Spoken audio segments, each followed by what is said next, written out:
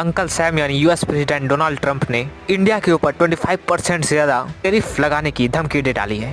कारण यह दिया है कि रशिया के ऊपर वेस्ट के सैंक्शन के बावजूद इंडिया रशिया से क्रूड ऑयल खरीद रहा है और इसी क्रूड ऑयल को बेचकर रशिया नए नए हथियार बनाकर यूक्रेन के ऊपर आक्रमण कर रहा है। लेकिन मैं ये कहना चाहूँगा, इंडिया जरूर रशिया से ऑयल खरीद रहा है, बट वेस्ट और यूएस की हिपोक्रेसी का अंदाजा आप लगा भी नहीं सकते हैं। अगर मैं एक्सपोज करता जाऊं, शुरुआत यहाँ से होती है। खुद यूरोपियन यूनियन में शामिल देश जिसने रशिया के ऊपर सैंक्शन लगा कर रखे हैं, वो रशिया से तकरीबन 51% एलएनजी यानी लिक्विफाइड नेचुरल गैस खरीदते हैं एंड रशियन यूरोपियन पाइपलाइन के जरिए तकरीबन 37% ट्रेड यूरोपियन यूनियन में सरपास होता है। यही नहीं, अभी और रुकिए, नॉर्थ अटलांटिक ट्रीटी ऑर्गेनाइजेशन यानी नेटो में शामिल एंड यूएस के सबसे बड़े एलाइज में से एक तुर्की भी रशिया से तकरीबन 26% रिफाइन ऑयल खरीद रहा है। वेस्ट की हिपोक्रेसी का अंदाजा आप इस बात से लगा सकते हैं कि खुद यूएस भी रशिया के साथ कई सारे ट्रेड डील सैंक्शन के बावजूद करता आ रहा है। एक और स्टैट्स ये निकल कर आते हैं कि हर साल यानी after the west and US